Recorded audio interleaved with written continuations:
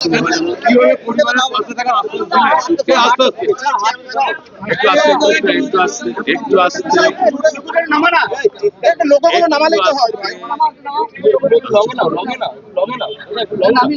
ধর্ম কি দুটো কিসের জন্য আসা হয়েছে?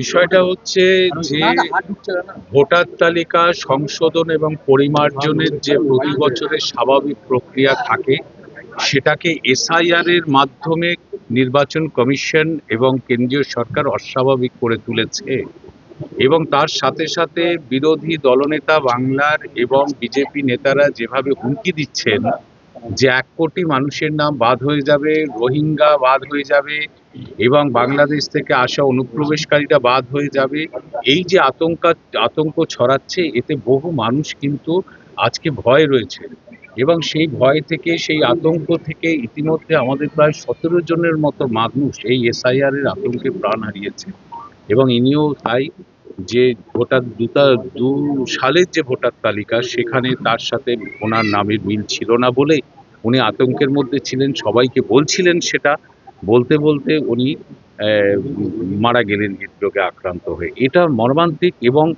এই যে এইভাবে মানুষের জীবন নষ্ট, এটার দায় তো কেন্দ্রীয় সরকারকে নিতে হবে, কারণ এই কেন্দ্রীয় সরকার বারবারই মানুষকে একটা অস্তিত্বের সংকটে ফেলছে যেহেতু তারা ডেভেলপমেন্ট দেয়নি বিগত 10-11 বছরে।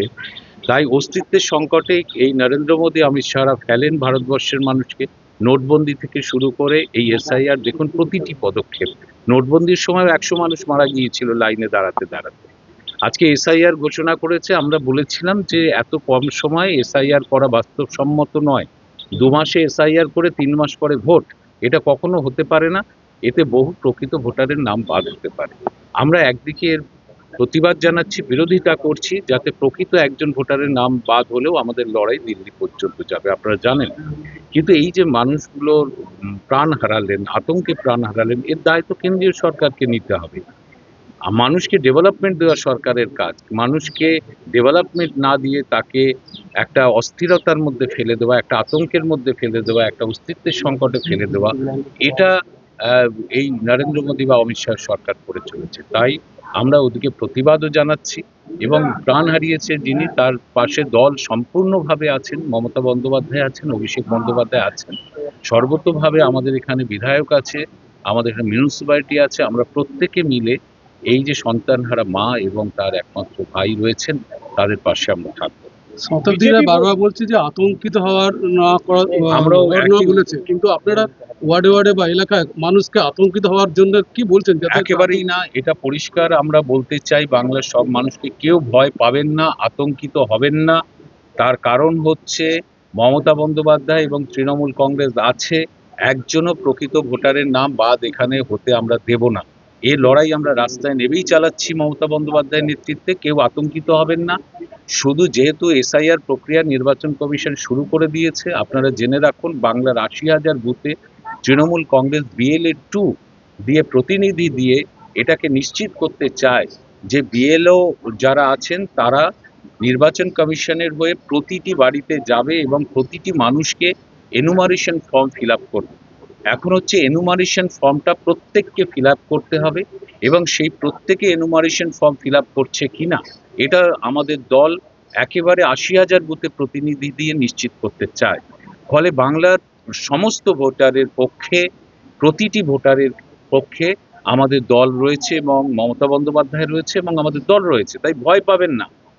প্রক্রিয়াটা যা যা করণীয় আপনারা করতে থাকুন, কিন্তু এই এসআইআর করে যে নামগুলো, অনেক গরিব মানুষ আছে তাদের নাম যদি বাদ হয়, আমরা তার জন্য লড়াই দিল্লি পর্যন্ত নিয়ে যাব, আমরা আইনতও লড়বো, রাস্তাতেও লড়বো। একদিকে আমাদের লড়াই চলবে এর প্রতিবাদে, আর একদিকে এসআইআর প্রক্রিয়াটা যে চলছে, নির্বাচন কমিশন চলছে, তাতে বাংলার প্রতিটি মানুষকে সহযোগিতার জন্য তৃণমূল কংগ্রেস থাকছে।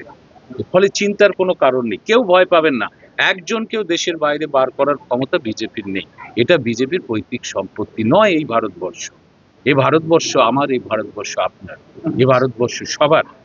যারা এই ভারতবর্ষকে গড়ে তুলেছে সবারই এই দেশ, এটা বিজেপি ঠিক করবে না কি এখানে কে থাকবে কি থাকবে না। বিজেপি বলছে তৃণমূল এখন রাজনীতি ছেড়ে শকুনে পরিণত হয়েছে, মানে মৃতদেহ খুঁজে বেড়াচ্ছে এখন না, একটা জিনিস একটা খেয়াল করে দেখুন, এসআইআর প্রক্রিয়া চালু হয়েছে বাংলার ৮০,০০০ বুথে মানুষকে সহযোগিতা করা, যারা ফর্ম ফিল আপ করতে পারছেন না তাদের সহযোগিতা করার জন্য তৃণমূল কংগ্রেস আছে। কিন্তু আপনি খুঁজে দেখুন বাংলার কোনো বুথে বিজেপি নেই, সিপিএম নেই, কোনো রাজনৈতিক দল নেই এই মানুষকে সহযোগিতা করার। অর্থাৎ বন্যা, ঝড়, জল, এসআইআর, করোনা প্রত্যেকটা ক্ষেত্রে কিন্তু মানুষের পাশে তৃণমূল কংগ্রেস থাকছে, এটা দায়িত্বশীলতা।